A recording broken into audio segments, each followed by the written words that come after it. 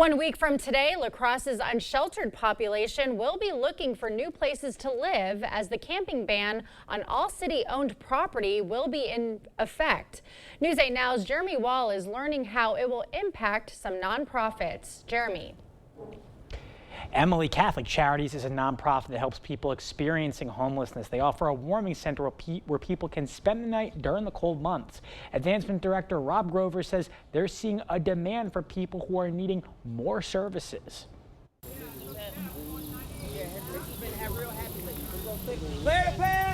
The clock is ticking for those camping on city-owned property like June Hart. I have no idea where we're going.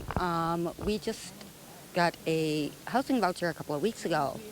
The only problem is nobody's willing to rent to us. Hart's husband has a criminal record, making housing more challenging to get.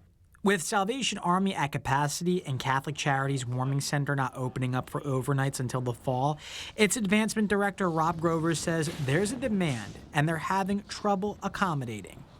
People can still shower there, but unlike its Eau Claire and Wausau locations, the La Crosse location isn't open for overnights 365 days a year. We would love to be able to do more if the funding was there, if we had more of a partnership on that from the city and the county, but we don't have that right now. So we're trying to open when we can so that folks still can get some services. Catholic Charities has seen more people come to them for shelter.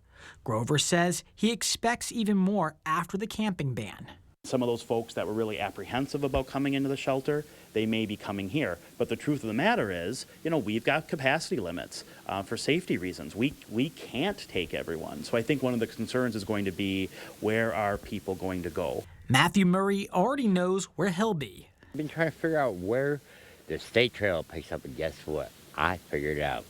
So I think we're all just going to move from one trail to the other. Grover says capacity and overnight stays may be limited, but the nonprofit isn't giving up on helping the homeless. We're going to do everything we can to have as much space as we can, to have the space be as comfortable as we can.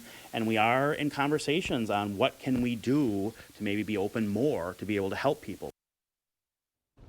And I also reached out to the Reach Center, a social services organization, to find out how they think the camping ban on city-owned property will impact them. An interim director of one of their partners says when the camping ban on city-owned property goes into effect next week, the collaborative services available at Reach will be available for our unhoused neighbors. We will continue to provide services to address housing instability. Emily.